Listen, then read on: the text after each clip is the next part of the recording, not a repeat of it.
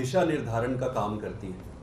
आज जो फैसला आया है वो बड़ा स्पष्ट कर देती है कि जो तथाकथित शराब घोटाला भारतीय जनता पार्टी द्वारा जो रचित है वो पूरी तरीके से सुप्रीम कोर्ट ने उसको ध्वस्त कर देता है। सुप्रीम कोर्ट में जाने से पहले इस पर special court PMLA special court का ऑर्डर आया था।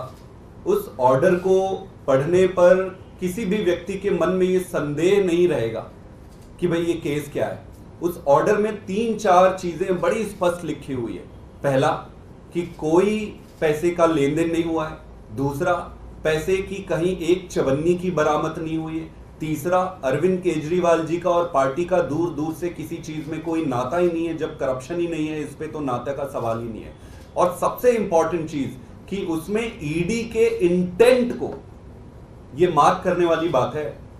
कोर्ट के ऑर्डर में ईडी के इंटेंट पे बड़ा क्वेश्चन मार्क लगा है कि ईडी जो है बड़े एक मैलिफाइड इंटेंट के साथ काम कर रही है। ये बहुत बड़ी बात है। जब कोई एक एजेंसी अपने खोटे नियत के साथ किसी पक्ष के साथ व्यवहार करती है तो वो बहुत गंभीर विषय हो जाता है। स्पेशल कोर्ट के बाद मुद्दा आज सुप्रीम कोर्ट में आया। सुप्रीम कोर्ट में एक बड़े प्रश्न पर विचार किया जा रहा था। और बड़ा प्रश्न क्या था? वो बड़ा प्रश्न ये था कि क्या ये पूरे का पूरा अरेस्ट ही इलीगल है। तो कोर्ट ने अपने तरीके से अध्ययन करके इसको बड़े बेंच के पास भेजा है। जो भी होगा वो देश के लिए अच्छा ही होगा, दिशा निर्धारण होगा आगे। लेकिन कोर्ट ने इंटरिम बेल ग्रांट किया है अरविंद केजरीवाल जी को।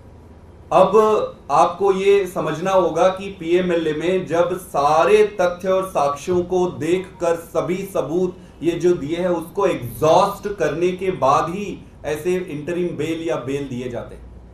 तो मेरा ये सबमिशन है भारतीय जनता पार्टी से कि हर कोर्ट में आपको मुंह की खानी पड़ रही है और ये केस सिर्फ आपके द्वारा रचित एक सर्कस है।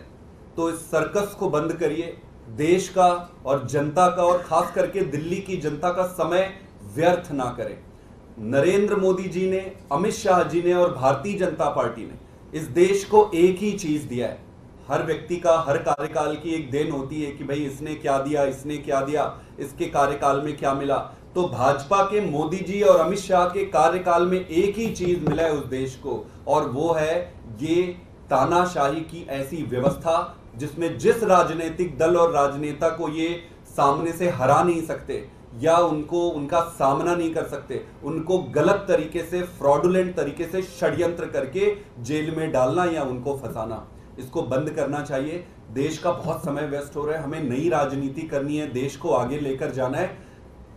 हम सब मिलकर जब अच्छी राजनीति करेंगे तभी देश आगे बढ़ेगा। मेरा ये फिर से रिक्वेस्ट है माननीय प्रधानमंत्री जी से और अमित शाह जी से कि ये गंदी राजनीति से बाहर आइए और अच्छी राजनीति करिए। मैं चाहूंगा कि सौरभ जी भी थोड़ा सा इस पर अपनी विचार रखें। आज जो सुप्रीम कोर्ट की double bench justice Sandeep Khanna, justice Dipankar Datta की बेंच ने जो सुप्रीम कोर्ट की छुट्टियों से पहले अपना ऑर्डर रिजर्व किया उसको आज उन्होंने सुनाया। उसके अंदर सुप्रीम कोर्ट के सामने ये सवाल थे कि अगर ईडी पीएमएलए एक्ट के अंडर सेक्शन 19 अरेस्ट करती है और अंडर सेक्शन 45 कोर्ट उसके अंदर बेल की बात सोचता है, तो सेक्शन 19 के अंदर जब ईडी जो एक एजेंसी है वो अरेस्ट करती है तो उसका जो डिसीजन है वो सब्जेक्टिव है, ऑब्जेक्टिव नहीं है। कोई तय सिद्धांत नहीं है किस पे वो अरेस्ट कर रहे हैं, और वो सेक्शन 19 बेसिकली उन अफसरों की ओपिनियन है। तो अगर किसी कानून के अंदर बेल के प्रावधान इतने सख्त हैं जितने सेक्शन 45 में है, तो उसमें अरेस्ट का थ्रेशोल्ड भी हाई होगा। ऐसा नहीं हो सकता कि आप बात बात पे अरेस्ट कर लें और फिर बेल ना दें। अगर बेल आसान है किसी कानून में तो उसमें अरेस्ट भी आसान होती है, और अगर कानून में बेल मुश्किल है तो उसमें